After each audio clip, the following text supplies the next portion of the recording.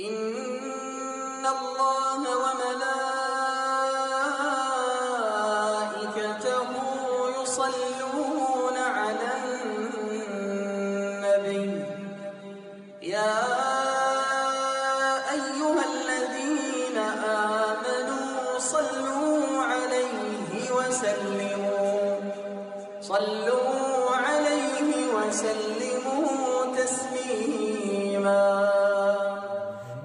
Assalamualaikum warahmatullahi wabarakatuh. Alhamdulillahirabbil alamin. Wassalli wa usallimu ala nabiyyina Muhammadin khatamil anbiya'i wa sayyidil mursalin wa ala alihi wa ashabihi wa man tabi'ahum bi ihsani ila yaumiddin, amma ba'd.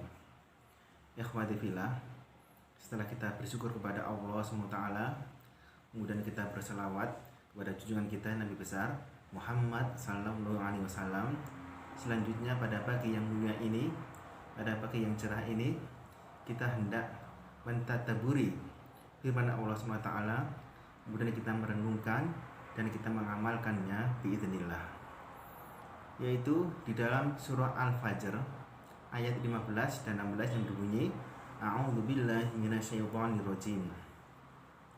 Fa'ammal insanu idza mabtalahu rabbuhu fa akramahu wa na'amahu fayaqulu rabbi akraman wa amma idza mabtalahu faqadara alaihi rizqah fayaqulu rabbi ahanan, yang artinya, maka adapun manusia jika diuji oleh Tuhannya dengan kemuliaan dan kenikmatan, maka dia berkata, Tuhanku telah memuliakanku.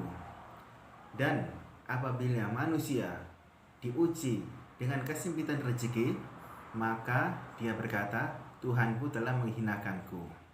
Maka langsung dijawab Allah SWT dalam ayat selanjutnya, kala, sekali-kali tidak demikian.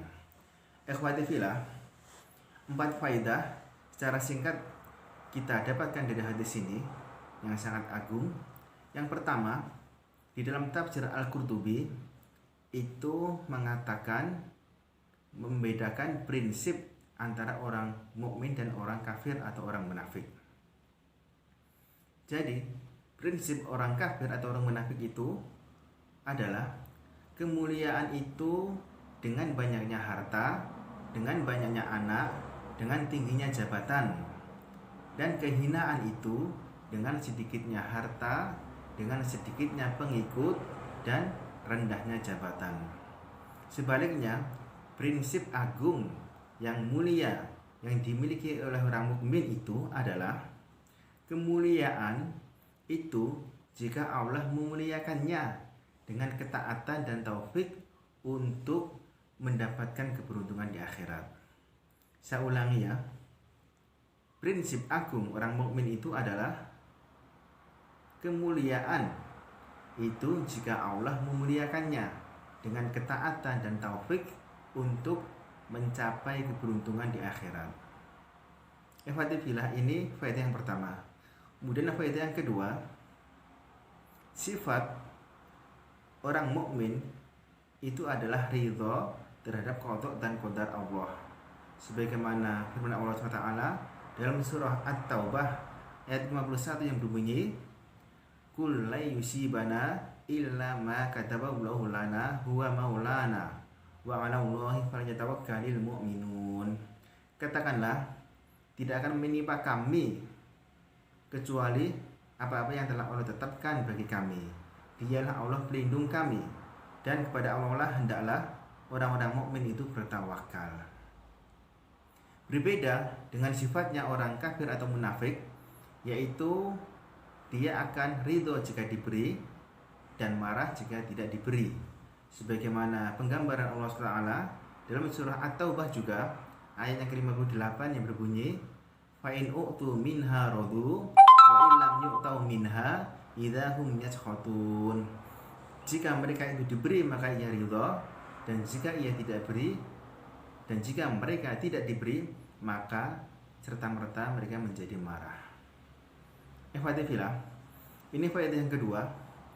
Selanjutnya faedah yang ketiga, sebagaimana di dalam tafsir Ibnu Katsir beliau membawakan setelah panjang lebar, kemudian di akhirnya dia menyebutkan inti atau pokok permasalahan adalah ketaatan kepada Allah dalam dua keadaan, yaitu idza kana ghaniyan bi yaskurullaha ala dzalik, jika keadaannya dia itu kaya maka dengan bersyukur kepada Allah atas kenikmatan itu.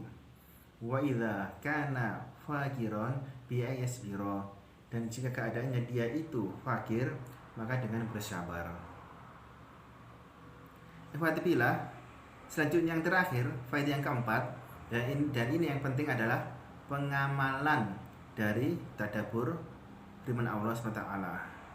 Secara singkat, sebagaimana juga disebutkan Allah SWT dalam ayat selanjutnya dari surah Al-Fajr, itu ada 4 pengamalan yang bisa kita lakukan. Ya, yang pertama adalah memuliakan anak yatim. Kemudian yang kedua, menganjurkan dan memberi makan kepada orang miskin. Kemudian yang ketiga, bersedekah dengan harta untuk mengurangi kecintaan terhadap harta.